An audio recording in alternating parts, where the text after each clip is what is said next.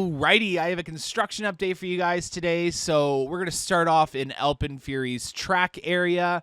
So one new track segment with a very few amount of supports has arrived. You already know that from the drone update, but this is an up close and personal with that track piece. I really like the design of, I call it the double spine. That's not what it's called, but it gives me like the same vibe that Intamin track gives, which I absolutely love. Again, I can't look at the matte black track anymore because I just fall in love with that matte black on the track, and it makes me wish the whole coaster was the matte black.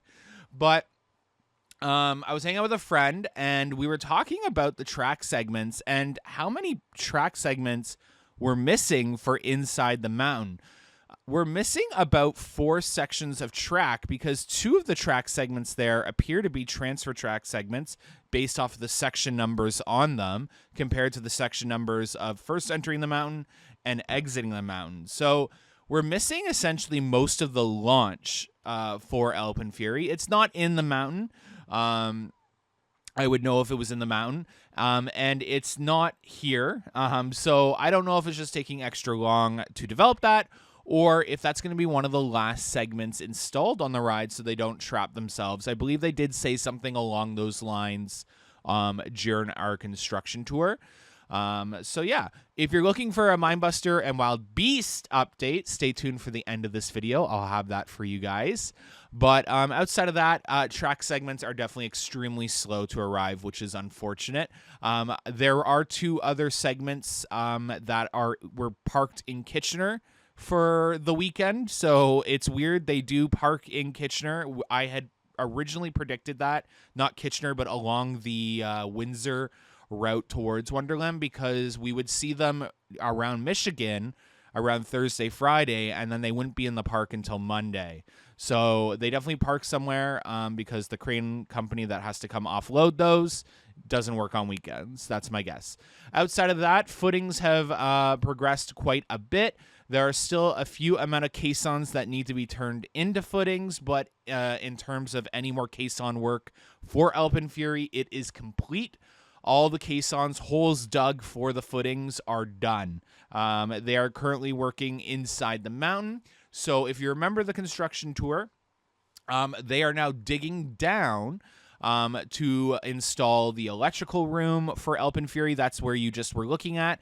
They're also digging down so maintenance can work underneath Elpen Fury's track, the transfer area and the storage area.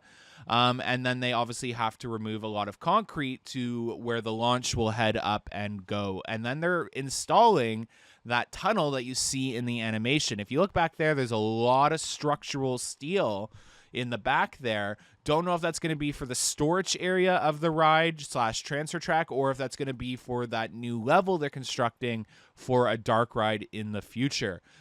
So unsure of what those steel beams could be, but they are definitely structural steel meant to hold a lot of weight. So right there, that's where the electrical is going to be. You can kind of see some of the electrical coming out of the ground. There's obviously going to be more, but that's going to be the electrical room. Outside of that, again, the caissons right here have not become footings yet, but you can see that giant concrete slab.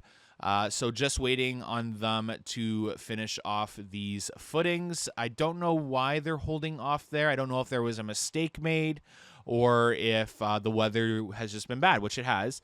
Over here, got this really good angle of Elpen Fury station area. They've dug the holes for the caissons for the structural building for the station and the exit and the gift shop. So they just have a few more caissons to dig for those structural aspects of Elpen Fury. So they're just finishing that off in the Elpen Fest area. Again, not too much to report on.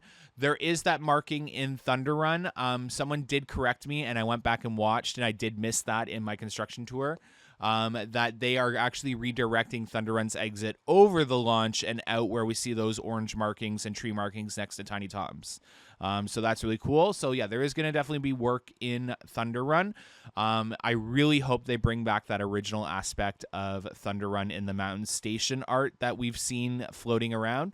But yeah, progress is definitely a lot slower than expected now on Elpen Fury. The weather did get really bad for a good 4 to 5 days there. So that explains a lot there, but again, track is really slow. So we'll have to pay close attention and see if this progresses this week.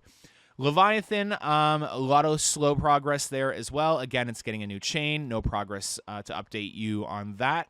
While Beast is having some retracking done on the airtime hill after that first turn after the drop. So I'll put it on a map for you guys really quickly.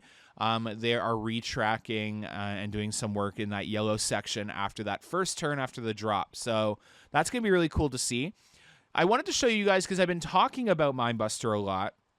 In yellow is the entire section, maybe trimmed a little bit from where the chain ends. They might not do the turn now from what I'm seeing. Yellow is where they are 100% retracking. Orange is a maybe. So there are markings on some of the orange sections. And yellow is completely almost removed on the Mindbuster now, except for the drop. And the first airtime. The first airtime hill is about to get removed. You'll see that removed this week. Again, if you want really cool pictures of that, unfortunately, you have to go over to Patreon. I'm really sorry. That's just the agreement. But I thought I could put this rendering up for you guys so you're not fully missing out on the complexity of the removal. I know a lot of people are like, well, that's just a retracking. Why are you using the word demolition? Well, when you see this much track removed from a ride, that is why I was using such strong language. It's a huge portion of Mindbuster that is removed and going to be retracked. So fingers crossed it's Gravity Group or GCI or some sort of aspect like that. Again, that up into the turnaround was just recently done, so it's crazy that they're doing it again. But outside of that, hopefully you enjoyed today's construction update, trying to be as informative as possible and really explain what's going on at Canada's Wonderland, because if you aren't going to the park right now or you don't know what's going on, Canada's Wonderland is receiving a lot of funding for park upgrades. Do not be surprised if you see some major attractions receive some paint jobs in the spring. This is going to be the case for a lot of Six Flags parks.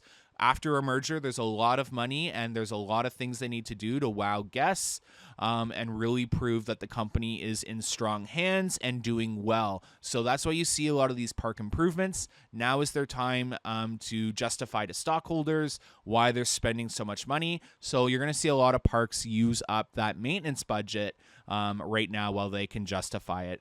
Thank you so much for watching today's video and have a good one, guys. Bye.